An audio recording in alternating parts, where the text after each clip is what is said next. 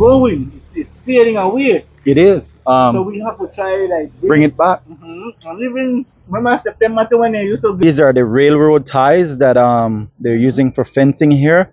Just because I got started with the channel and doing things, I saw it today because accidentally ended up in the area. So this is an indication that they had railroad tracks in the Twin Tongue to transport the timber closer to the Macal River. Right?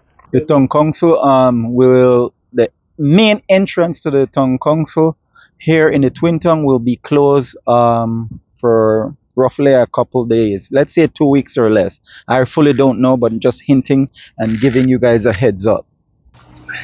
So I'm back over here just doing and giving a little update of what's happening in San Ignacio, and because I have some great information, the lead tools and thing back. Well, we're live again, recording here at the Macau Park, providing you some information about the national anthem for the great nation of Belize.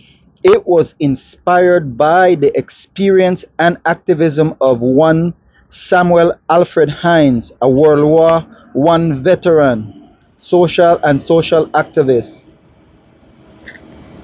So, the Belize national anthem, O Land of the Free, was written in 1963. And it was, at first, it was a poem. And the official name of it was Land of the Gods. The official name of this said poem was Land of the Gods. And it was written by one Samuel Alfred Hines. And the musical composition was done by Sylvan Wilford Young. There you have it. That is a little mouthful, and I did not realize and knew that the national anthem was a poem, and it was written by a World War I veteran who was a social activist. He became involved in local movement advocating for Belizeans' identity and fighting against racial discrimination. So that was what inspired the poem. Yeah. Hence, Hines, I think. okay, I stand corrected. The gentleman, young man, correct me. It's Hines. Hines. Hines, okay, and not Hines. So, someone just told me about the foundation and the actual history or the facts of this sign right here. So, there's a Belizean born by the name of Andre Gray. He's an inventor credited with numerous inventions, and his inventions are mainly in the field of technology and software. Andre Gray. Start with independently. So I start talk you check something or something. Tell him when I never say, oh, I could listen to him. And ambition. Somebody wants to fuck with and almost treat it like a professional slip. No make I forget it, but somebody telling you say nobody can do, but make one man do it. But where are we supposed to show me another aspect or another side of the situation? I love that. That's a great shot from the Catholic Church right there. Sorry, kid. So I'm out back. No one responded and hit me up in the comment section providing information about the San Ignacio Clock Tower. Well, here we are. The San Ignacio Clock Tower was officially built in 1962. It was a gift from the British colonial government to commemorate the silver jubilee of King George V's reign. So humans have had access to paint from the beginning of time, from the time man gave himself time away from hunter-gatherer. Struggle with the fact of like trying to say that people that came before us like to portray that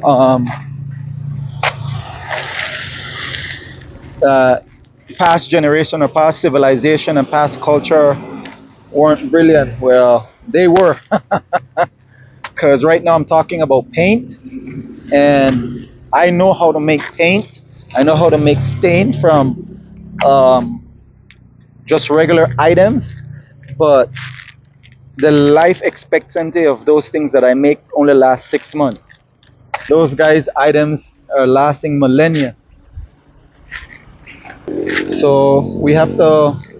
I hope that people can understand that I'm slowly starting to graduate towards the reality that it's not prehistoric time, but it's just evidence that once we walked away from cave dwelling, because there's also information about the fact that man had access to paint during the time when we were residing in caves. And like I said, I know how to make paint, I know how to make stain from natural items out in the environment, but mine, the life expectancy of my stain only lasts 6 months. These things have been here for millennia. I'm somewhat embarrassed to say how the life expectancy of my paint, because it's not the same as the stain. And yeah, the stain holds up a little bit longer than 6 months, but it just loses its sheen or its shine, and then you can reapply. It lasts a little bit longer, but not in comparison to like the prehistoric man. So these paints were made from natural occurring pigments that was readily available during the region where these people reside. The information states that the Egyptian began serious color manufacturing around 4000 BC. Been rumbling, stumbling about the tongue today, and my battery is draining on me at a rapid pace, so I gotta try and see how I can finish this before the battery dies. So, oil paint have been used in artistic purpose in Europe. It began a widely began spreading during the Renaissance time frame, and we have to hint and acknowledge that during the Renaissance time frame, the African Alkebalan came and rescued them, which is present day Africa came and rescued them as well. So I also came across information that the, the African continent, they also have paint or have access to paint and was using paint during the 3rd and 5th centuries. A lot of these paint or artwork that have been left behind, some have been during cave dwelling, and some of the evidence that have been uncovered are production that's been date back tens of thousands of years in Africa, and the artwork includes like society in modern day Zimbabwe, South Africa, Somalia, rock painting from the 3rd and 5th century.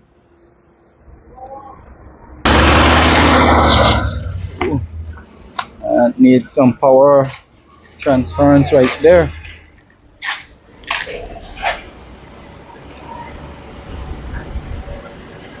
It's also stated that the ancient Egyptian artwork flourished during the 6th millennia to the 4th BC century. I want to put emphasis or emphasize or stress that that's a long time frame, massive time frame and distance between the two. I wasn't clever enough to do the research and find out the definition. And they're in line at Atlantic Bank. Capture the section over there in Santa Elena in use. Lingering in this area because I told someone that we can meet up over here, and he was going to one specific spot, then he changed, so I just have to chill here till he returns because I don't know where he went. So back to this ancient Egyptian thing. The artwork was functional and it was for symbolic purposes pertaining to religion and afterlife. Cave painting suggests human use and have been in contact and been using paint for over 40,000 years ago. This next bit of information, I know it exists in Europe as well, but I did not have the chutzpah and the confidence to do the research.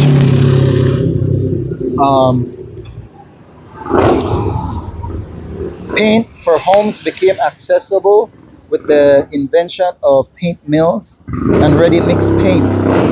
And it is in the late 1700s to mid 1800s.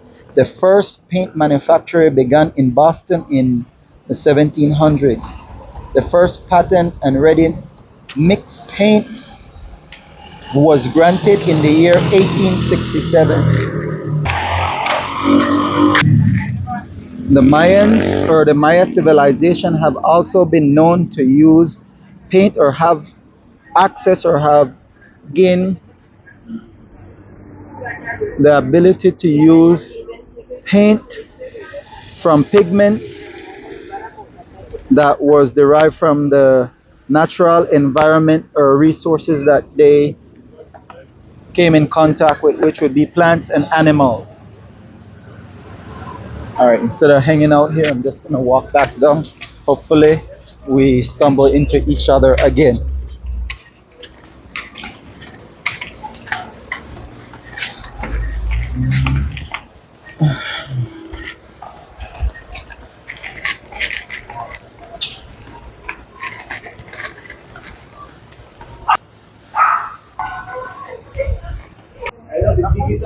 I think I can capture that right there.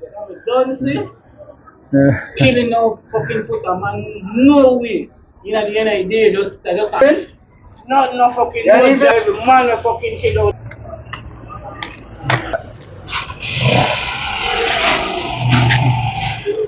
Unless he knows my dad or something, I don't know, but I think he knows me or it's Mr. Dave.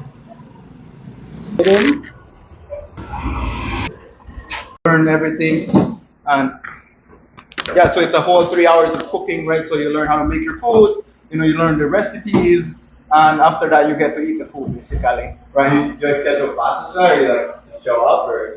You can message us directly on our social media, right? So we have one massive one, Okay. and or even 2 days before, right? So that we can prepare, because what we try to do is to get fresh ingredients, for people that come in. It's a Thank you. We'll see you next time. Yeah. Thank you. Thank you very much, guys. I'll see you around.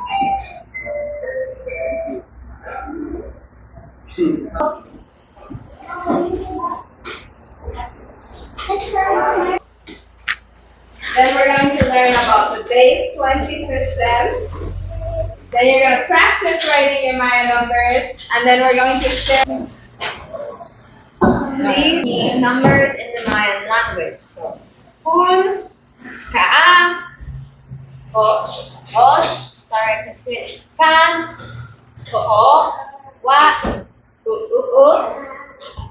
Exactly. washa,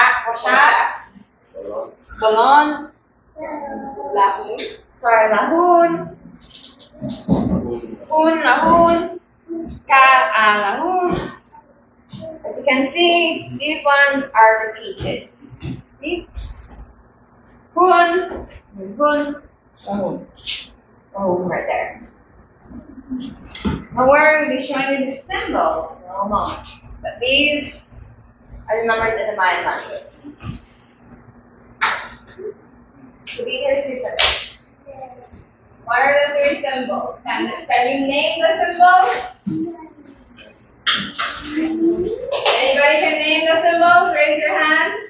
What do we have there? 1 minus 0. 1 minus 0? No, that's not it. But good job. It does look like 1 minus 0. 15. 15?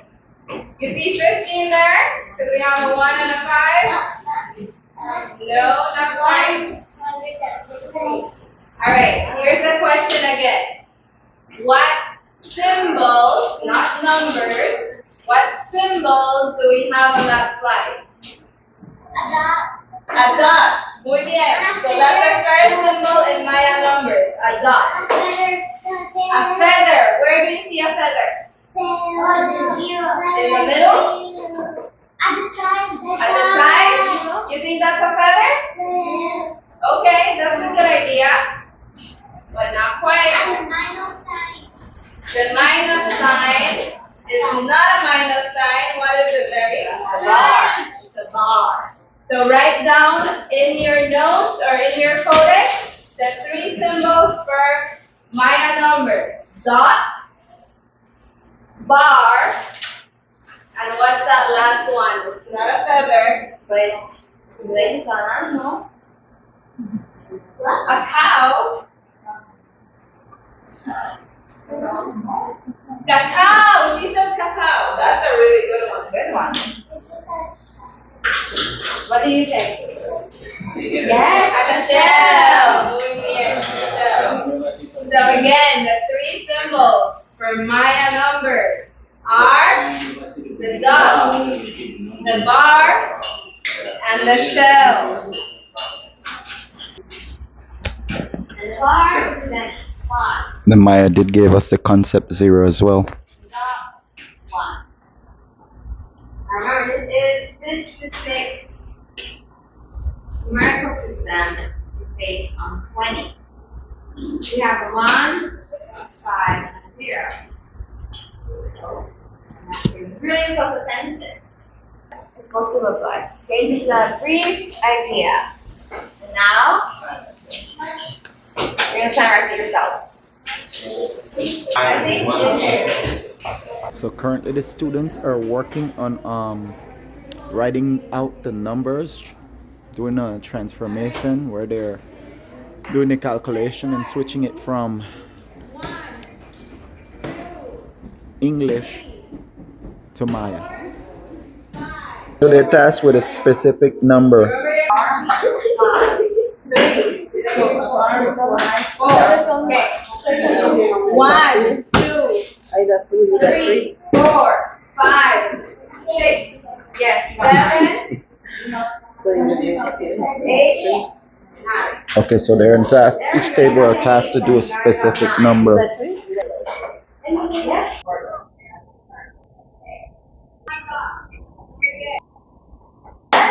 Before you guys proceed to the next level, I have one question. So I heard you had someone do 8, and you said 1 bar and 3 dots, right? So can you like elaborate and give a little bit more information? Like the question is, how do you go about writing it? Do you put the bar first or the 3 dots first for doing the number 8? So the bars first, then the dots above. Okay, got it. Thanks. There's the example. Bars Okay. go first. 12, Shell, then the dots go above. 13, Okay. The decimal system, yes, that will give you 20. But not in the Maya system. In the Maya system, we write 20.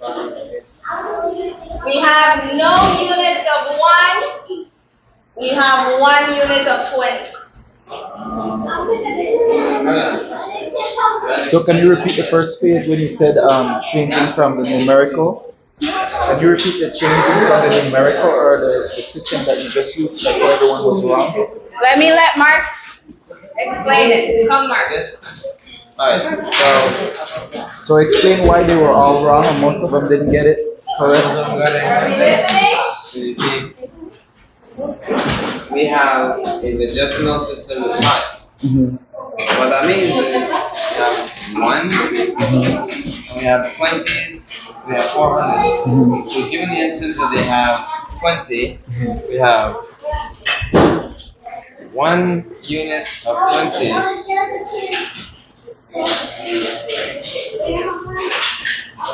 0 ones. Oh, okay. So that's how we write it. 0 ones, 120.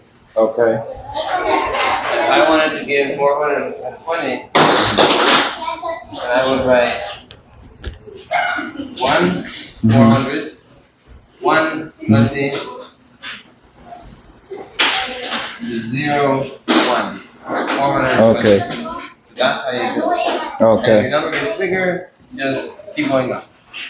And this, that. Mhm. This is 20 times more than this, Mhm. and this is 20 times more than that. Okay. And as we go up by 20 times. Okay. 400 times 20 is 8,000. 8,000 times 20 is 160, and so forth.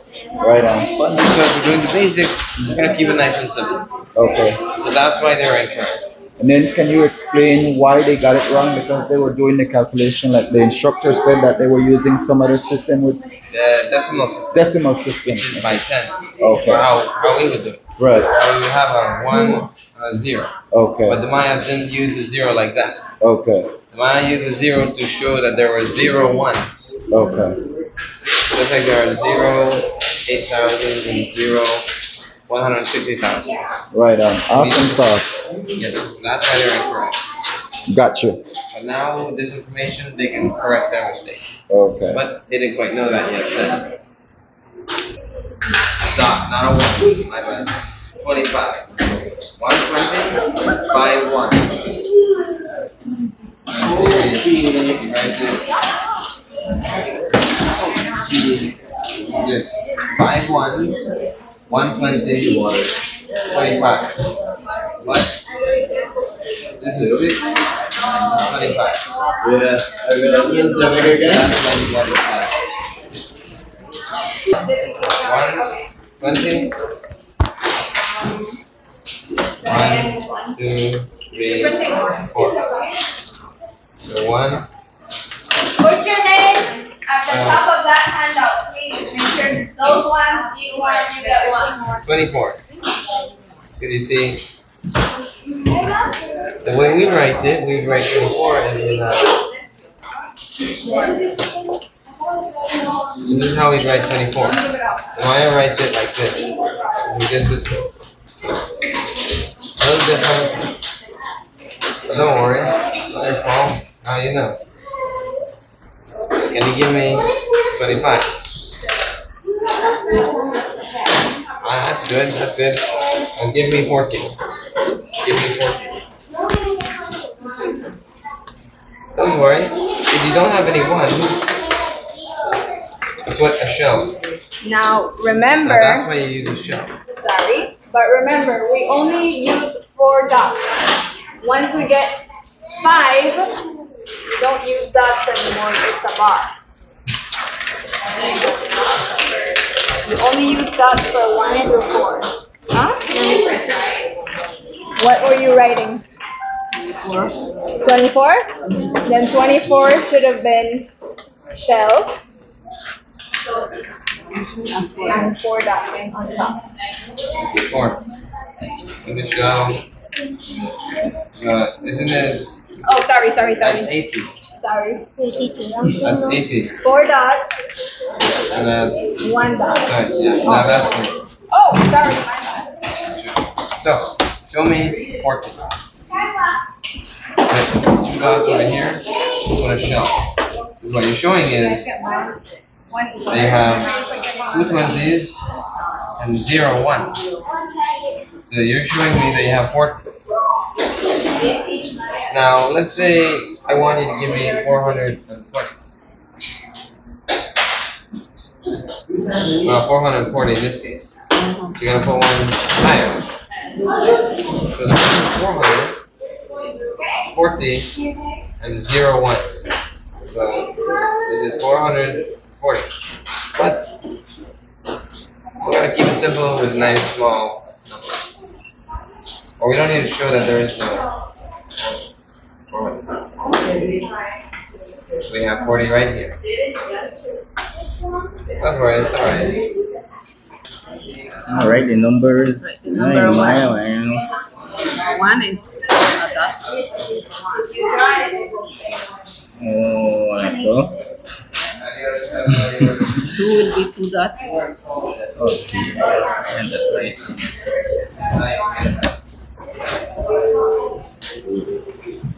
Three. 4. Bananas are actual fruit. but the skin, the exterior part, you can use it to make a tea. You can clean it first with some vinegar and water. Do not use soap. And then you can cut it up in pieces, drop it in a pot with cinnamon, clove, and you can make a tea. You can even add like your fever grass leaf. You can add lime leaves, baby leaves, mango leaves, soursop leaf, uh, avocado leaves. And the fruit itself, you can soak it in water, or when you use the restroom and your urine, you harvest it, put it in a bucket, and then you can drop the banana plantain peel in there, and it's perfect fertilizer for your garden. So I know I don't like dark chocolate, but I just tried it because they said it's even better and it's better for your heart health. But yo, I can't. It's not for me. That's an acquired taste. So a whole chocolate, and it's made right here in San Ignacio, the twin town of San Ignacio, and it's just right here up the street. You can use CAD pharmacy as a landmark, and it's halfway up the hill. It's the same route that you take to go towards Cajalpech Ruin. This is a cacti right here. You can cut this up and you can slice it down the middle, soak it in water, and it's perfect homemade shampoo for cleaning your scalp.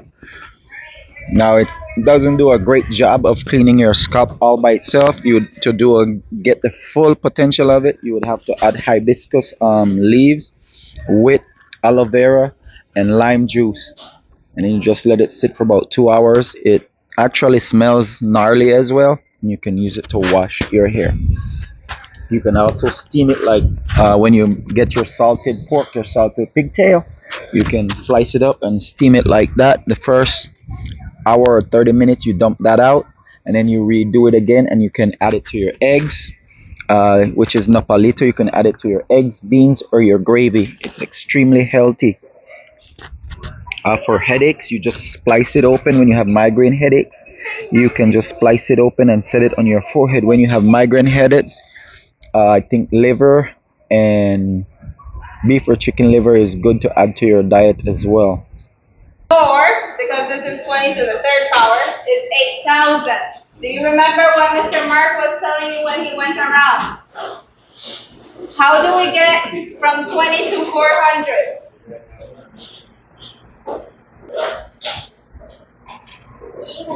It wasn't adding, close, multiplying by what number? By 20. So that's what makes it a 20 base system. We have 1 times 20, 20, 20 times 20, 400, 400 times 20, 8,000, 8,000 times 20, 160,000. 160,000 times 20 is 3,200,000. Whoa. Astrology systems? Good idea. Astronomy, astrology, and calendar. That's why they use multiple.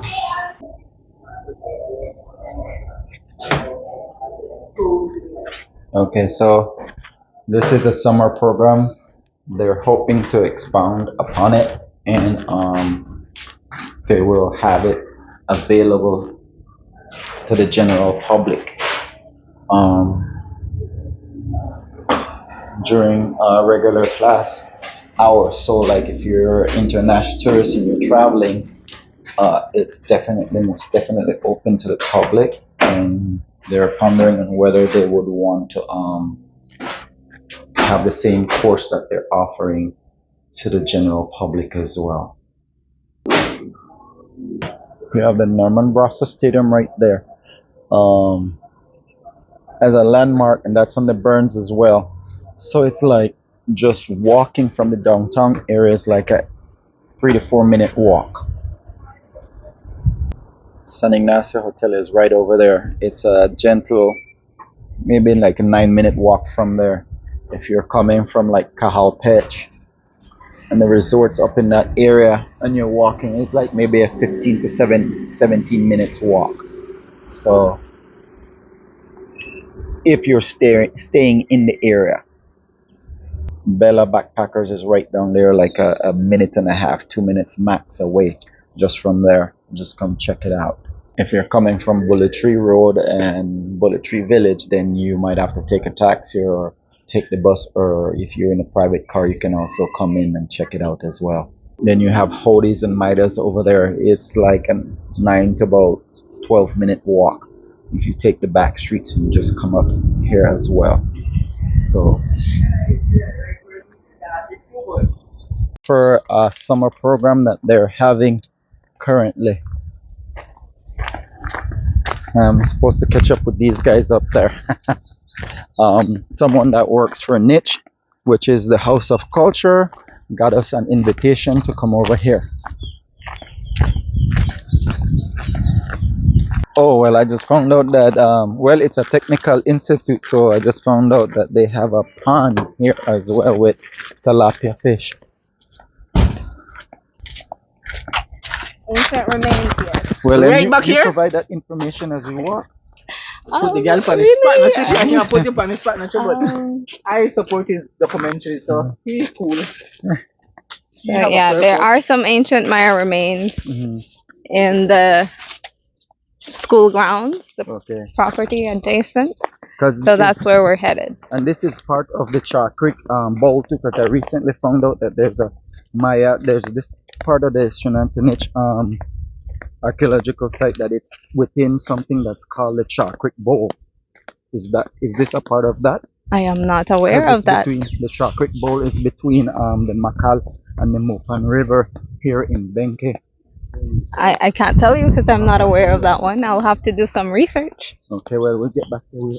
Hmm Thanks for the So info. yeah, you will see some girls over here. They are. This is the lab. Well, I'm not gonna record them because I know try to give privacy and This is the lab where they are washing the ceramics and other pieces that So we're have gonna been stop here. Just wanna go there and then we can found. do that on the way back. Yes. So let's go there. Okay. Just let me. Go for it. Yeah.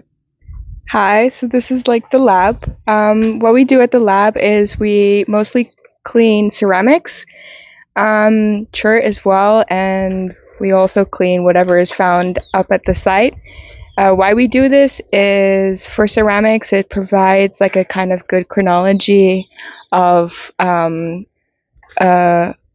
when the site, who was living at the site, and like when they were living at the site, but it also provides kind of more knowledge for what they were doing and like how they were going around with the ceramic. Chert as well, quartz as well, it kind of just gives a good insight of like what was again at the site and what they were using, and it just creates, as I said before, good chronology and a good look to see what they were using back then. So yeah. Right on. Thank you so much. Don't worry, I'll post for that. We're currently on Mopan Technical High property as well, or campus.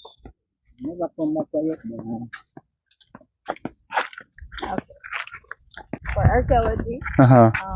he works at the Institute of Archaeology, Mm-hmm. and he's big on getting more Belizeans. Involved. And is Tony Belizean? Is he a Belizean? It's British Belizean. Okay.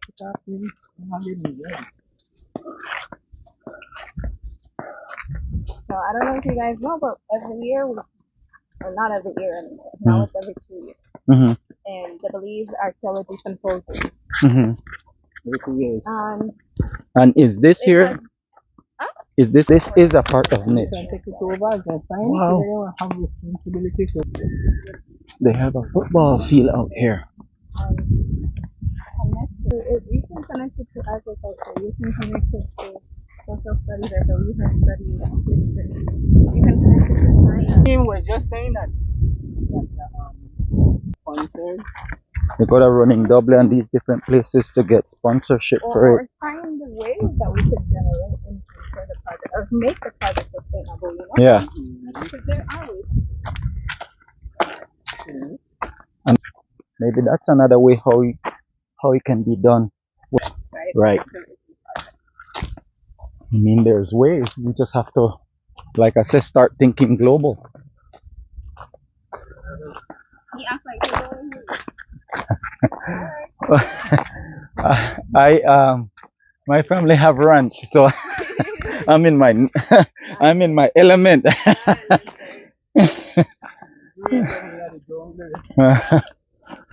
I'm at home. That's wild crab right there.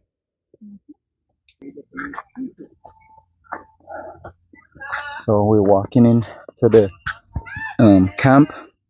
I don't think I should be respectful, and I think I shouldn't record in here. Or once I record in here, I gotta like figure or get permission first. I'm good to go. All right, so my name is Antonio Berdal. I am a Belizean archaeologist, currently working on my PhD in archaeology, and we're actually out here as part of my PhD research. This is going to be my final year that I'm about to enter, and my research focuses on how archaeology impacts young Belizeans by them taking a part and getting a hands-on experience doesn't make them feel any different about their cultural heritage and cultural identity. So that is the goal. But even after I graduate, this is something that I want to carry on for years to come. Right. Because I think it's important for us to open access for young Belizeans to get their hands on archaeological research and to be producers of archaeological knowledge and not just be on the consuming end of that. Right on. Love that. That's well said right there. So what are some of the things that you need for this to advance and become a little bit more less stressful? Funding for future sessions, absolutely. Last year and this year, I got funding from Dr. James Garber, who was a teacher at the school I go to, Texas State University. My daughter goes there. Yeah, and he worked in Belize for many, many, many, many years. He asked about my research, asked if I needed funding. And so I got money, but unfortunately, he passed away this year. Okay. And once I graduate, then that's it. I'm no longer essentially tied to the school in that way. So funding is important because getting tools that wear away and tools that break. We need to get tools. We have the students who come and volunteer, but we also have some young people who are hired. Right. So this is their summer job, and money for transportation to and from site sometimes, because I can see everyone catch the bus, but the buses might not be reliable, not be on time, and God forbid there's a rainstorm, everybody gets here wet. I prefer that my young people also get here safely and get the same treatment that we would provide to any foreign students who come to Belize. So for all these reasons, funding is important, and I think the second most important thing is getting noticed, getting the recognition from Belize, from the Belizean press. So far, the only Belizean press page that has covered it was Breaking Belize News, and we had to reach out to them. We sent it to others, and there was no coverage. And I know, like recently, there was the press release about the tomb that was found at Caracol, Right. and that got a lot of coverage and a lot of press and a lot of feedback, whereas our news got like 10 views and 4 comments. So, we want people to see that there are Belizeans doing this, because a lot of the comments that we get is all foreigners coming to do this, and that's because that's all that they see on TV, on social media, writing the articles, doing the presentations. With the exception of Dr. Jaime Awe, who was the only Belizean to ever head a project in Belize, everyone else is foreign. Everyone else, for lack of a better term, looks white, and they don't look like these young kids. Right. And so I want to get them exposure. I want to get them represented. I want them to get the credit for doing this kind of work, for helping us produce the knowledge about our own history, because regardless of what our ethnic and cultural makeup is, as long as you live in Belize, this is a part of your history, this is a part of your heritage, and it should matter to you. Right. It should matter to you as a young Belizean, more than it matters to a foreign student who pays to come here to work, whereas you can come and volunteer and learn all of this for free. Right on. Have you had the opportunity or the chance to see if you could gain access with getting support from local business within the great nation of Belize? Not yet. This is essentially our second year of doing this, and this is still it's largely experimental because something like this has never been done in Belize before. I mean, other projects across the country have Belizean volunteers that they teach, but to have a project being done that is done by only Belizeans and Belizean young people who, most of them have never taken a class in archaeology, have no background in archaeology. This is the first time they even knew of archaeological projects. Right. So this is an experiment. So we're waiting to get, I guess, a lot more established and hopefully get this turned into like an NGO. Then we can start to reach out with like a business model for how we would like other businesses to support us, whether it's through finances or resources. Right. Is there any other things, like specific things that you think that you would need when it comes to like the tools or equipment to do the job? What some of the stuff that you think that you would need? Tools are well, they're not the most expensive, but because they get used a lot, things like picks and rope and screens and tarps. Like if we had businesses who would like donate tarps to us and give us rope and wood and mesh to make screens, shovels, or if there was like a restaurant who is saying, well, how many people do you have? We can cater a lunch for you one day of the week. Because some of these kids also come from outside of Benque, outside of San Ignacio. We have some that come from as far as St. Matthews and Belmopan, and even a couple who are here all the way from Orange Walk and Corozal. They stay in Benque, but getting people here, sometimes they have to leave early, sometimes they forget, and then we have to make sure that they are fed. So any way that any business could contribute, whether it's food, water, juices, money, tools, or even just exposure, like you coming out here today to cover this and to essentially show wider Belize what we're doing is important, because we're trying to break down that stigma that archaeology is for foreign people only. And I want Belizeans sitting at home, when they see this video, to see people that look and sound just like them doing the work. Yeah. Awesome. I'm proud of you for doing that. And thank you. And then we'll proceed from here. And then I'll just. I'm carrying down there, and this is actually a large platform that is on the school campus. And if you can see the base, you have those large stones that actually form the base of the platform. Okay. And then you have all of the large stones that you put on top as like construction fill. Yeah. And then the whole thing would have been covered in a plaster. Okay. And we could essentially also show you, we just a while ago uncovered fragment of a plaster floor that managed to withstand time.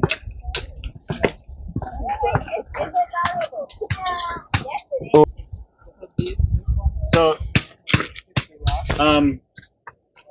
this platform, so what we're trying to do is essentially to understand the construction history of what was going on here. Right. And this, we just locate this part in the last few days. Okay. Just by sweeping the top, we realized that we had an alignment of stones. Right. And it goes this way as well. And then through clearing that, you have this very, very small patch of plaster floor that managed to survive. So this thing would have covered the entire platform. Right. But this is all we have left after more than 1,000 years of the place being abandoned and roots just destroying everything else. Right. But we also have this big open space in the back. This was actually done by looters. Oh, okay. Yeah.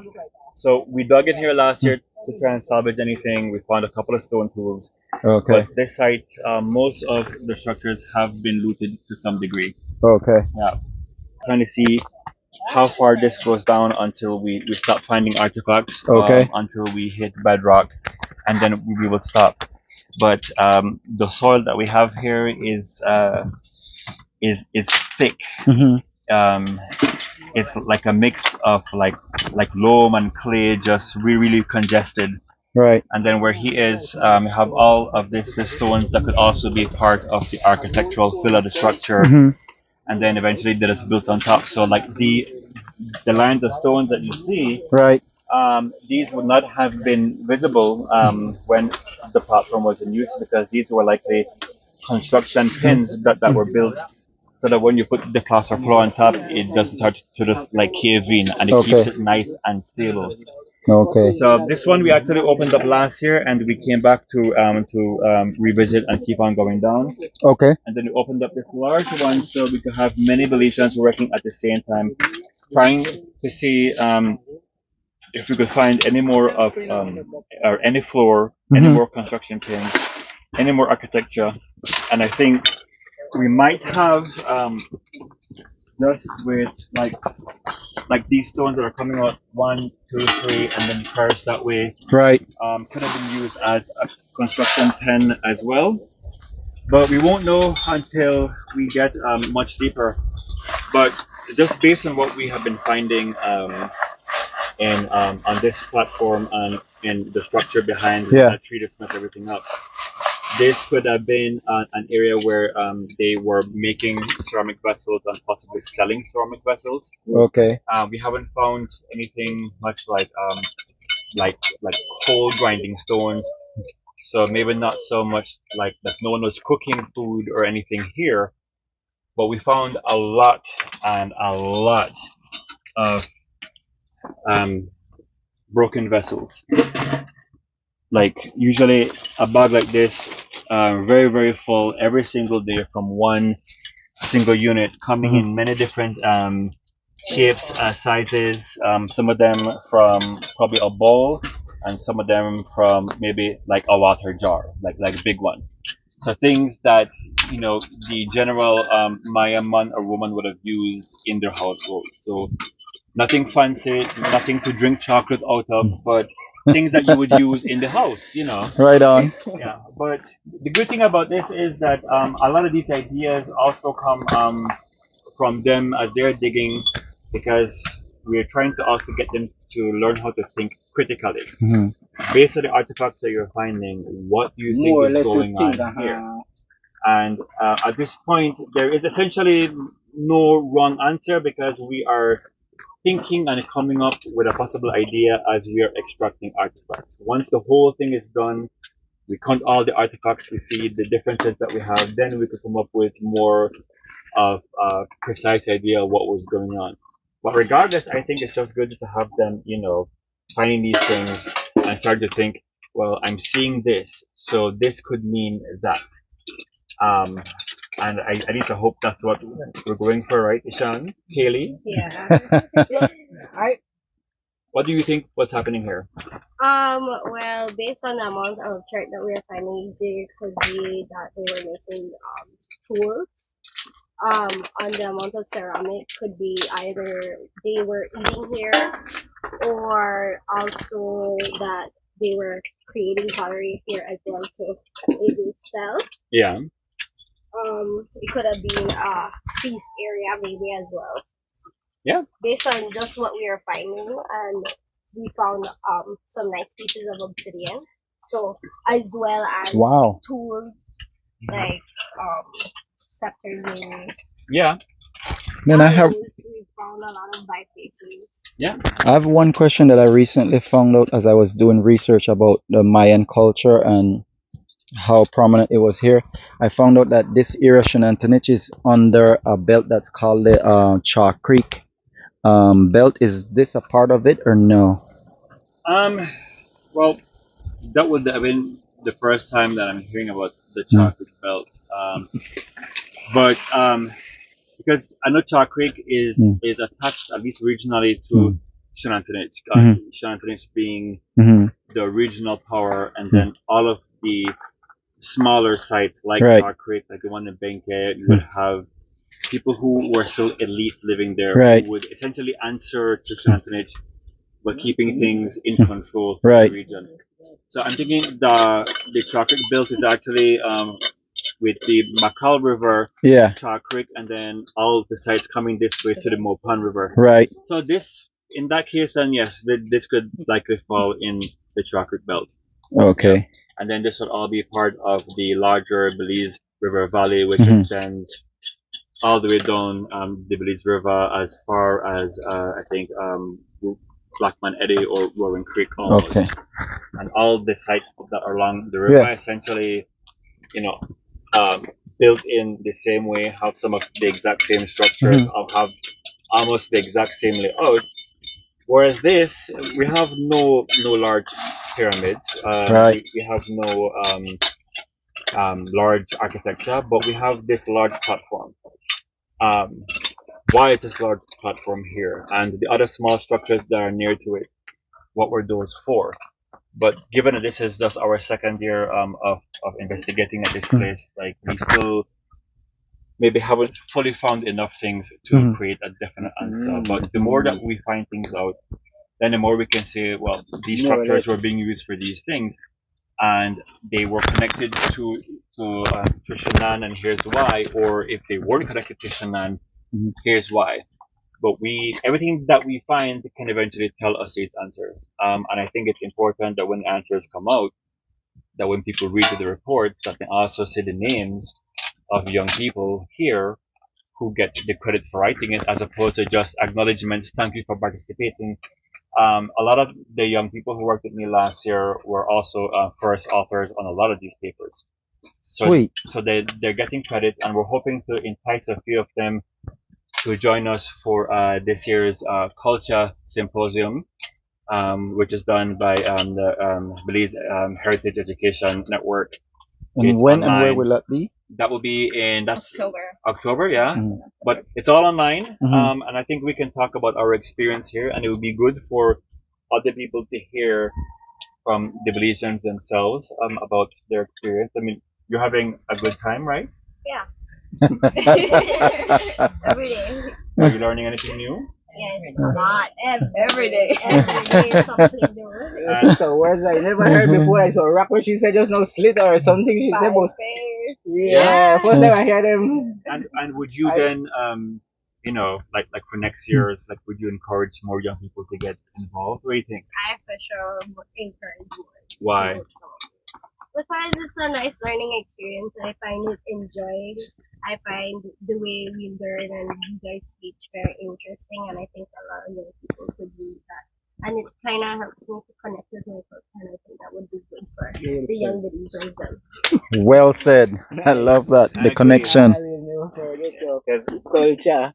We tell everybody, that in no matter like what your ethnic group or cultural group, if you live in a Belize, whatever happened in the area that makes up Belize, whatever happened in the past, that's all our history, so all our cultural heritage, so all we need to do our part to keep it safe. And essentially, the future should look like in the next, 15, 20 years, that a bunch of these young people delete within one project, and you have a nice balance of foreigners and locals doing the work together, writing together, and producing knowledge together. So that the next time we have a large tomb found somewhere that make headline news, that we have a Belizean excavating the work. Right on. And I agree with that 100% because that gives them ownership. Then they can, it's not just something that we can claim. You physically can take a part of it because it's, and I think like you that's said, why identity. Like this is important, because you could teach social studies, you could teach history in the class, and people they will forget dates and names. And you could talk about archaeology at conferences and talk about papers and all these things, And if it's not in any kind of language that they can understand, it goes right over their head. They don't care. Right. But if they actually come out here and you teach as you work, you're getting the hands-on experience and you're learning all the different terms every single day, then eventually, it sticks with them. Right. Hands-on experience, creates a lasting impression as opposed to just seeing a picture or seeing something on the news. And that's why, we also have a lot of social media presence, Hmm. Facebook, Instagram, even TikTok. But we do it so that other Belizeans out there, as they're scrolling and they watch the favorite people, they dance or they do the newest trend, and all of a sudden archaeology, but then they stop and say, "Oh, I know she, or she looked just like me," or something. It's like they stop because Right. it grabs your attention that it's not just the typical scene where generally all other social medias when it comes to archaeology, everybody look foreign. Right. And not to say that we don't need our foreign counterparts, Mhm. but we need to inject some of our own Belizean flavor into it. Right on. Yeah, if we want to claim rice and beans as part of we culture, then we need to mix the rice and the beans, the foreign and the local together to make, a beautiful picture together. Right. Love analogies like that. Sorry. I agree too. I do too as well. So one question and stuff you would, and like say a temple or something. Misfortune that as they're plowing in the fields, I enjoy what you're doing, man. I love what you're doing. Right. and so they teach them the exact same process. So if they ever volunteer for another project, Mhm. they already have a heads up. And in one case at least, this young man where they work with me for since he gone to no other project but one other person for work the year after, Yeah. and he put all other foreign students, university students, to shame with how well he dig, just based on him coming to volunteer. Right. And so that makes you feel good Definitely. that you say your people the land, and that not just this, because we also have classes that we do. Last week and this week, my colleague will also come contact us. Yeah. We're to teach them about ceramics, Mhm. how to analyze ceramic just based on the shape, Mhm. the things that included inside the clay, and then how would you create your own types based on these criteria, how to measure, how to draw. So then they get a well-rounded experience to show them that archaeology is beyond just the field and the dirt and the tools, that analysis is also a part of it. Right. And hopefully, a couple of years, if we get this really established and very big, then we can have something nicely formal established where, we have him come every year and deal with ceramics. We have one of my colleagues come and maybe deal with like Maya, hieroglyphics, Maya math. Right. So then dig and then learn, but one fun, creative environment where Document it. I always have to got the documents. Yeah. Like, we got the documents. And then So we one say- question too before it's no longer more pan students, right? unfortunately not. No? Um, So can they highlight like this is opportunity to advertise which school are you guys from? Well, I'm a recent graduate from Sacred Heart College. Mhm. I am going to attend the University of Belize Okay. this upcoming August. Then- Then how about the young lady to your right? Well, this is open for anybody basically Mhm. who has some time free. I'm a student at UD as well, Mhm. and I had free time, Mhm. and so I took the opportunity. I saw it on Facebook. I asked questions. Mhm. There's an application process, and if you have issues, there's contact numbers that you can, wherever you see the advertisement, if you hear it from a friend, it's Yeah. an easy process. So I would encourage anybody who has spare time to take the opportunity and come and join us. Someone from all the way from Well, I got a from Crooked Tree. Yeah. I originally from Crooked Tree, and I come from Donovan Everly. But help me out, cause where's Crooked Tree? Is that Belize District or Cayo District? Belize District. Whoa. I'm originally from Crooked Tree. I'm staying in Donovan. Mhm. Wherever you're from, you get your call. Yeah. And sir, how could you make it possible, like you say, for this to that vision that you have? What you said just now, like that, it's not just for right now. You have a vision for, For years to come, yeah. and how could you implement that? How? Because I have the interest in it, and I would love to see it happen. And sometimes things have hard to, like, it's very complicated in Belize to make something happen. But I have faith and courage in this. I will, and like I said, I know how to get the answer, but I would love for you to come up with the idea, or and then see how. Because once I have the information, I probably see what I could do to help to give my little contribution to make to the end of the day. You say, because it's not just for today. This is because this is a long run. You know what I mean?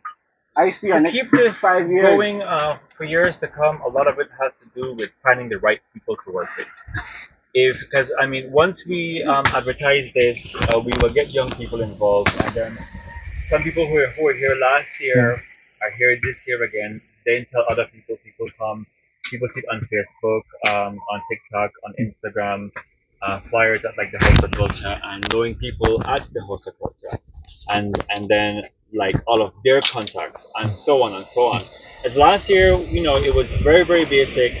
This year we have guest lecturers and guest speakers. We had a field trip, so the word is getting out even more. So eventually, once we kind of put this into something like a bit more formal, have like a business model of how to run it as an NGO, and then we get people saying, "I want to collaborate with you," then fine. Let us find a way for us to collaborate. It could be in whatever way possible, whether it's giving time or resources or fundings. You need funding. Does this need funding? funding, tools, airtime, participants, press.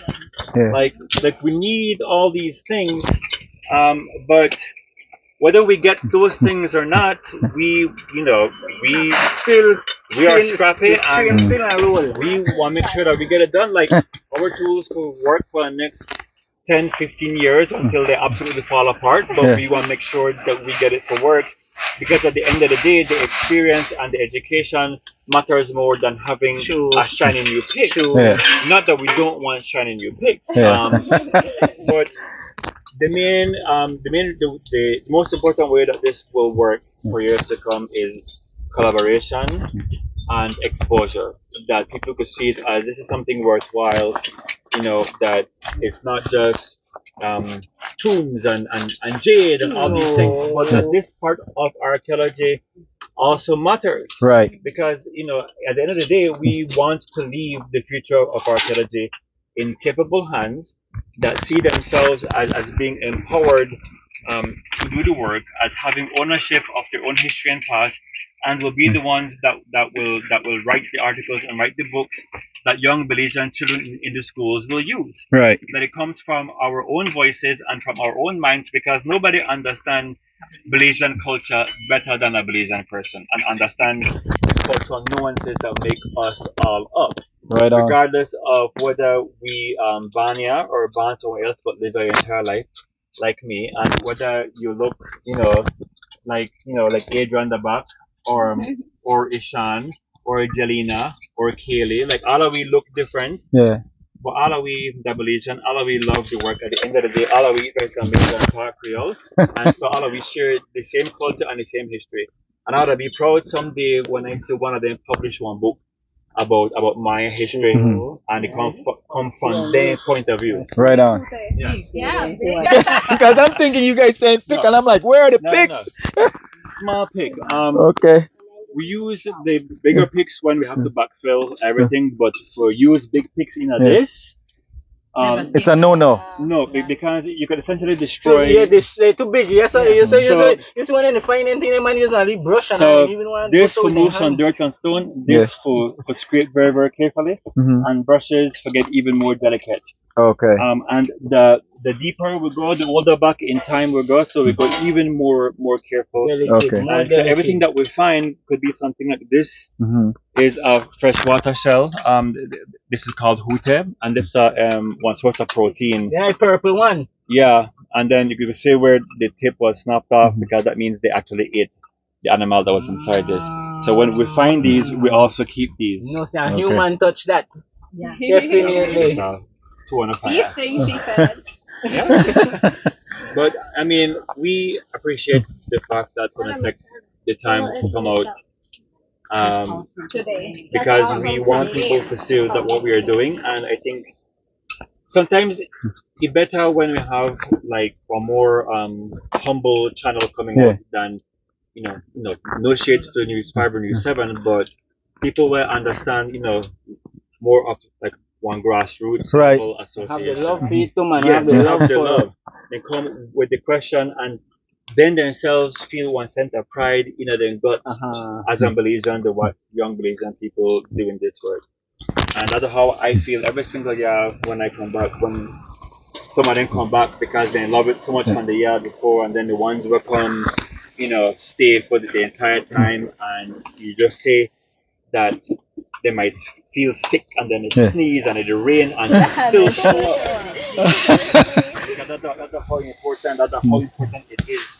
And then I have two other questions. Was this or is this a part of the Mopan Technical campus, or is it private No, property? this is part of the campus. Okay. So the principal, Mm. Miss Jones, she was the one that reached out and said that we have these structures and before the land is subdivided Mhm. and sold away, Mm. we're trying to show that we have something of historical importance that we could attach to the high school. Okay. So we came out here, and at first, this was everything was still dense and bushy, and then eventually, when things were cleared away, then we realized, oh, actually, yes, this looks like Yeah. a structure, and then we start dig, and then eventually you find stones, like, okay, proof Right. that we have something here. Good. Thank you, guys, and keep up Thank the you good work. very, very, very much. Yeah, so just feel free to left whatever you want with Miss. Is Good. I feel like